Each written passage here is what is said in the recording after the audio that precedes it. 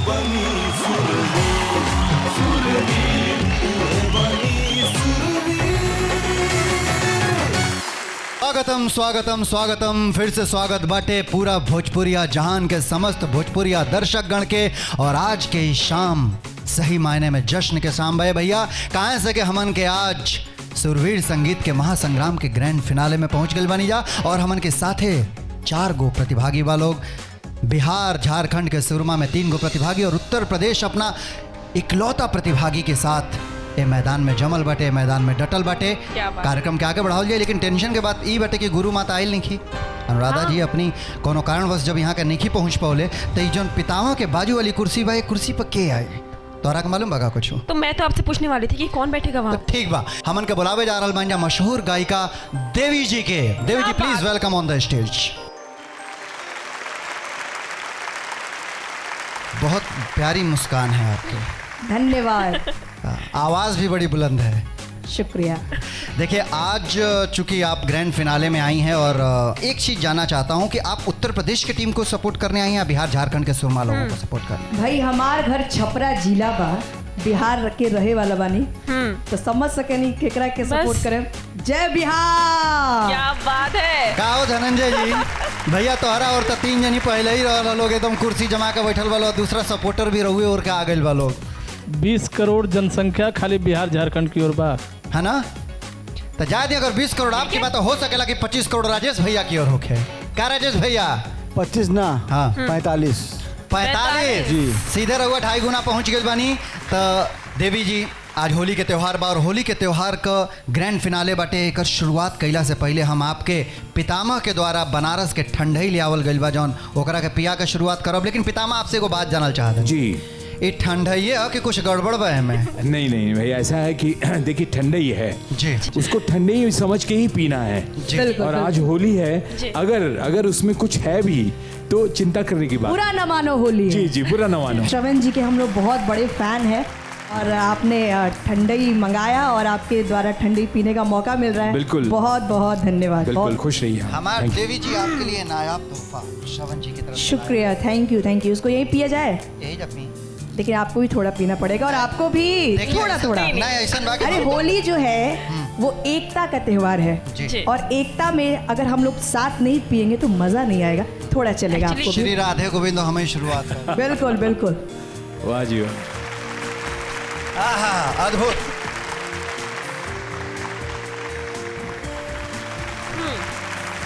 खत्म करेगा।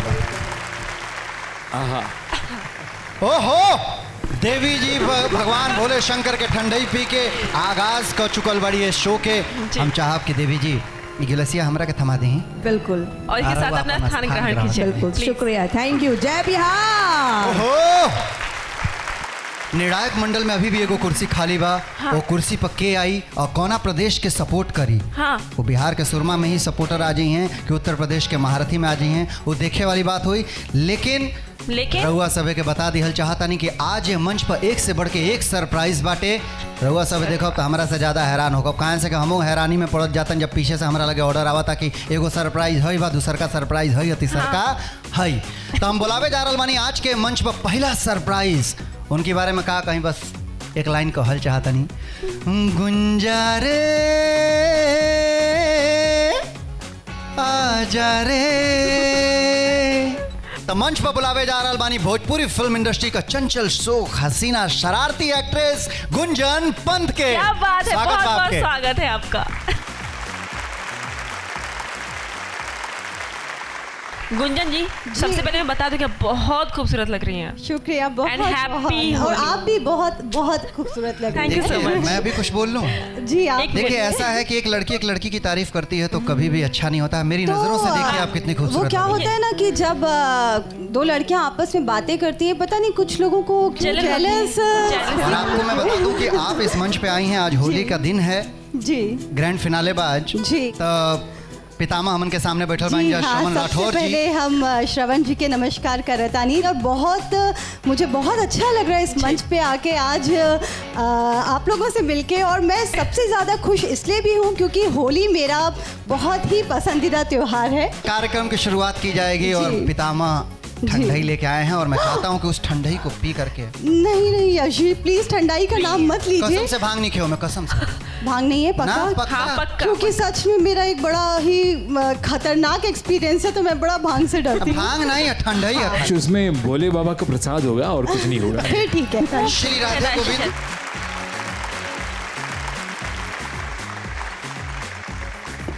तो गुंजन जी ठंडाई ग्रहण कर रहा बाड़ी। अब करे बाद ठंडाई पियला के बाद स्टेज के ऊपर कितना आग लगी है वो देखे वाली बात हुई। तो गुंजन जी आप मंच के ऊपर उपस्थित हो चुकी हैं। आज ग्रैंड फिनाले है जी। आप किस टीम को सपोर्ट करने आई हैं? एक और है उत्तर प्रदेश के महारथी और दूसरी तरफ है बिहार झारखंड के सुरमा लोग। बेसिकली उत्तराखंड से हूँ, नैनीताल से हूँ, और उत्तराखंड पहले उत्तर प्रदेश में आता था। श्री राधे। तो आप समझ सकते हैं कि एक सॉफ्ट कॉर्नर है मेरा उत्तर प्रदेश के लिए। जी, जी। तो मैं उत्तर प्रदेश को सपोर्ट करने आई हूँ, और खास तौर पे क्योंकि ये शो मैं बहुत देखती हूँ और बहुत पसंद है मुझे, तो मेरी फेवरेट है यहाँ पर इशरत क्या जहां। बात है इशरत। डांस उत्तर प्रदेश के महारथी लोगों के रुआ सपोर्ट करता नहीं। जी तो बिल्कुल। हम चाहब कि आप वो खेमा में बैठे। श्योर। प्लीज आइए। गुंजन जी के डांस परफॉर्मेंस के बाद अब हमन के शुरू कल जाई सिंगिंग के कार्यक्रम। बतावल जाओ कि 4 जनी प्रतिभागी जैसन बालोग उत्तर प्रदेश की खेमा में सिर्फ एगो इशरत बाड़ी जे फाइनल में पहुंच गई बाड़ी, और 3 जनी बालोग इस समय बिहार झारखंड के सुरमा की तरफ से ऋतुराज, चंद्रेश और रोहित। बहुत घमासान होखे वाला बा, बहुत तगड़ा मुकाबला होखे वाला बाटे। कहाँ से भैया की 4 गो प्रतिभागी एड़ी से चोटी तक का दम लगा करके आज ग्रैंड फिनाले की मंच तक पहुंच गए बा लोग। ये कार्यक्रम की शुरुआत करिए, लेकिन हम चाहता नहीं कि ए लोगों का परफॉर्मेंस तो करही के बाटे, ए लोगों का जंग तो हमन के देखही के बाटे, लेकिन ये जंग के शुरुआत कहीं ना कहीं के औरी से कही जाओ। कहाँ से के लोगों के थोड़ा सा और रिलैक्स होके का मौका दिहल जाओ, ताकि अपनी गायकी के और अंदर अंदर ही लोग मजबूत कर सके लोग। तो बुलावे जा रहा बानी हम मंच के ऊपर बिहार झारखंड के सुरमा में से पवन राजा। पवन बिहार झारखंड के सुरमा में इस समय 3 गो प्रतिभागी बने जो फाइनल में पहुंच चुकल बने। तो तीनों जनी में से तोहरा के का लागत है कि के विजेता के रूप में आज सबके सामने आई? ई तो फाइनल बाकी बिहारे जीती ट्रॉफी सूरबीर के। इहो तीनों जना में हम जाना तनी कि के जीती जाए। तो जब जनते बड़ा तो पर्दा में एगो भाग है दो कि के जीती। सब कोई जाना था कि जब जीती ट्रॉफी तो हमारे भाई जीती चंद्रेश मुकुल। अच्छा, तो चलो जानल जाएगी तोहार भाई चंद्रेश विजेता होता ना कि ना, उनके सुर में कितना धार रही, वो अगर अपनी धार से वार कर देना सही जगह पर और बढ़िया नंबर भेटा गया अगर हमन के पितामह की तरफ से, तो उनका विजेता बनला से कोई ना रोक सकेला। लेकिन अब विजेता बनला के पहले कार्यक्रम की शुरुआत तोहरा आवाज से कल जाओ, तोहरा गायकी से कल जाओ। एकदम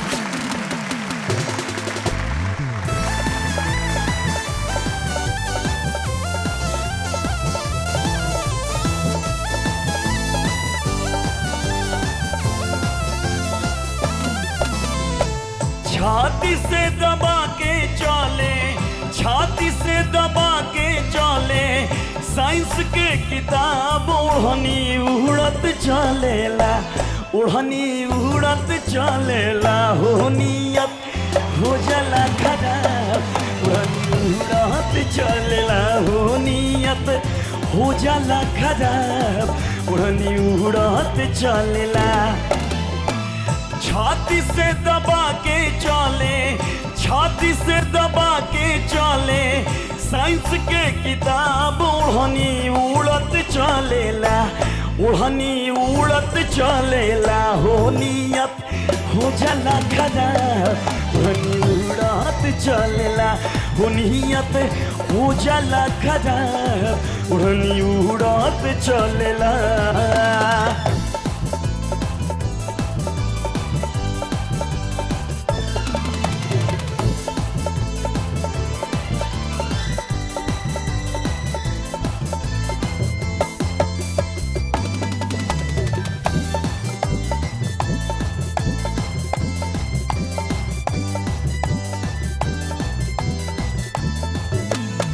कादी कजरादी नैना उठावा चटक से नुदिया, पाका जब के जवानी लच लच लच के कमरिया,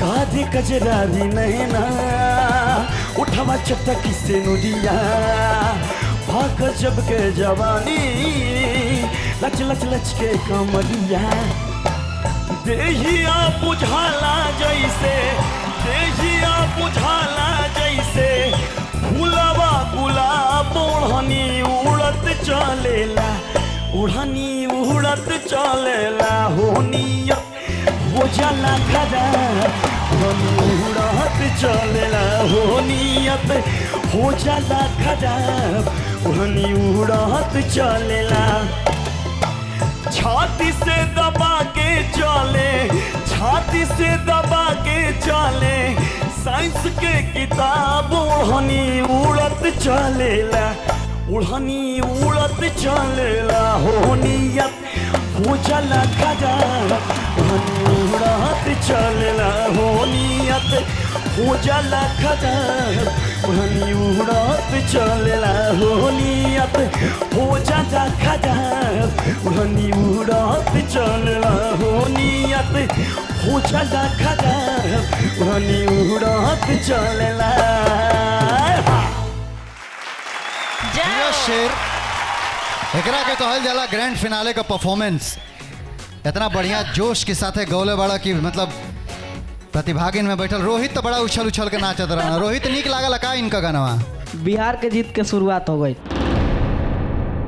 बहुत बढ़िया गौला है। Thank you. हम चाहता नहीं कि अपन स्थान ग्रहण कर प्लीज। और अब ग्रैंड फिनाले के 4 गो प्रतिभागी में से हम आज पहला प्रतिभागी के बुलावे जा रहा बनी है मंच पर। बिहार झारखंड के सुरमा में से पहला नाम हुआ ऋतुराज तोहार। Please welcome. चूंकि ऋतुराज के माताजी और पिताजी दोनों जनी आयल बा लोग और उनके आशीर्वाद बा ऋतुराज के ऊपर, तो देखल जाए कि उनके आशीर्वाद के साथ ऋतुराज अपने सफर का शुरुआत आगाज के रूप में कर रहा बाड़ी। धनंजय जी, हम अपना प्रतिभागी के भेजला ले पहले जी कुछ प्रसाद बाटे वो हम इनके गुरु मंत्र के रूप में देव। बिल्कुल। और जब भी युद्ध लड़ल जाला तो हमनी के यहाँ का परंपरा है कि उनके प्रॉपरली तैयार करके तरीका से आशीर्वाद देके भेजल जाला। जा बिल्कुल सही कहानी है धनंजय जी। युद्ध तो युद्ध होला, चाहे वो सुर का युद्ध होके चाहे हथियार का युद्ध होके। बिल्कुल।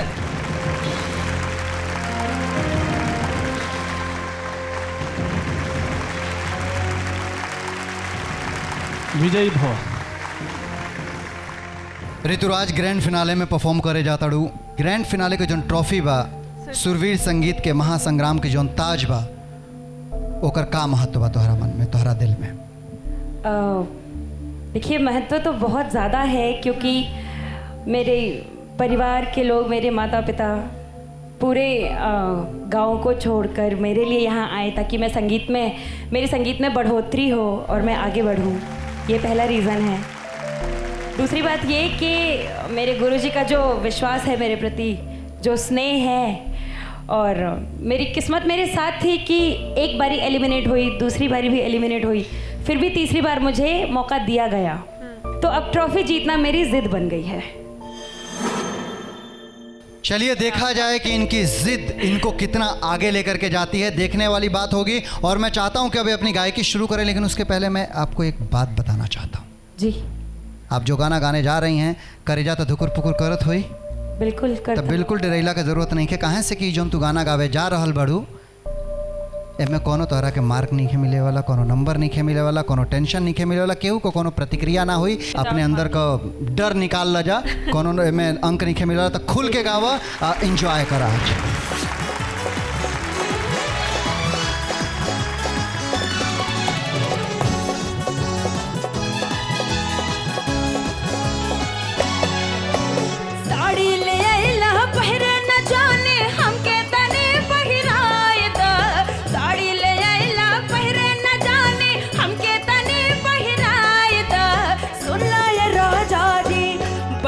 सुन लाए राजा जी, सड़िया पहिरे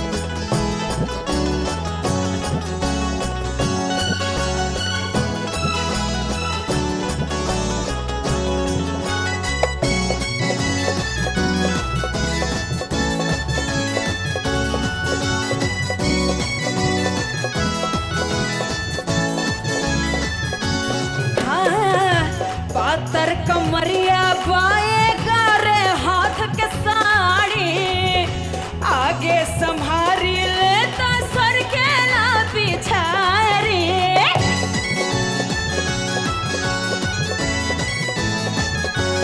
ए हो पातर कमरिया पाएगा रे हाथ के साड़ी आगे संभारी लेता सर के ला पिछाड़ी चून बैठावे में बैठत नहीं खे आगे तने बैठाई दो चून बैठावे में बैठत नहीं खे आगे तने बैठाई दो सुन ला ये राजा जी पतिया सुन ला करे जाजी सड़िया पहिरे के सिखाई दो सुन ला ये राजा जी सड़िया पहिरे के सिखाई दो सुन ला करे जाजी साड़ी ले आइला पहिरे न जाने हमके तने पहिराई दा साड़ी ले आइला पहिरे न जाने हमके तने पहिराई दा सुन लो ये राजा जी पतिया सुन ला करे जाजी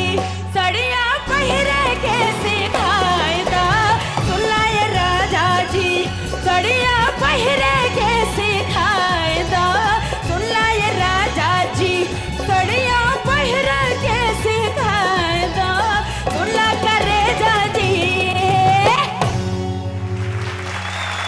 एगो जमाना उ रहे भैया जब लड़की बियाह शादी कऽ के अपने ससुरारी आवा स त सास के केगा खुश रखे के बा ससुर के केगा रखे के बा अब मर्दे के केगा खुश रखे के बा सर्वगुण संपन्न बन के आवत रहिए से एगो आजकल के लड़की बड़ी सब आके मर्दे के कहत रही से सड़िया पहिरे के सिखाई दे हो रहा तो क्या गुनाह कर दिया 4G जमाना है ना आपको नहीं पता ठीक बा भैया चलो 4G के जमाना में हमन के चल जाइए हमन के पितामह के पास।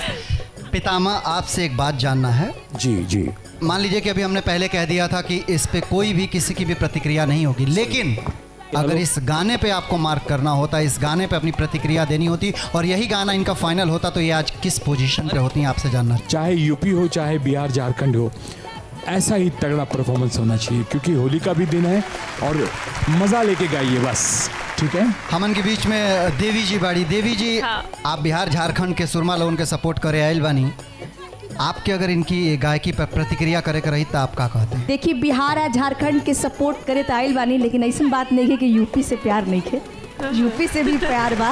वो भले ए मंच पे भले जंग बा, लेकिन होली यह कहेला कि दिल में प्यार होके के चाहिए। भले ऊपर से लड़ाई हो झगड़ा हो, लेकिन दिल से हम सब एक बानी यह कहे के चाहब। आरा और परफॉर्मेंस जोरदार रहल। ये भी बहुत इंपॉर्टेंट है गायकी में कि सुर लय ताल के साथ एक जोश और एक खरोश भी दिखना चाहिए। थैंक यू, बहुत बहुत धन्यवाद। Thank you. तब हम चाहब कि ऋतुराज अपन स्थान ग्रहण करें। प्लीज। Thank you. अब वक्त हो गल बाटे एगो छोटा सा ब्रेक के। रहुआ सबे कहीं मत जाई, बनल नहीं हमन के संगे काहे से कि बहुत टेंशन के माहौल जम गल बा भैया। आज ए 4 गो प्रतिभागिन में से एगो प्रतिभागी उ हुई जकरा सर पर सजी सुरवीर संगीत के महासंग्राम के ताज, और 3 गो प्रतिभागी के वैसन हुई जो वंचित रही जी वो ताज से, वो अवार्ड से। वक्त हो गल बाटे ब्रेक का, लेकिन आप सब कहीं मत जाइए कहाँ से कि सरप्राइज का भंडार बा भैया आज के ग्रैंड फिनाले में। एक के बाद एक, एक के बाद एक, एक के बाद एक सरप्राइज रहुआ सबके सामने आवत रही। रहुआ सब एंजॉय करत रहब। तो रहुआ सब 2 मिनट में चाय पी के टीवी के सामने आके बैठ जाए, हमो जाता नहीं चाय पिए ले सब छोटा सा ब्रेक बनल रही और देखत रही सुरवीर संगीत के महासंग्राम सिर्फ महुआ प्लस पर।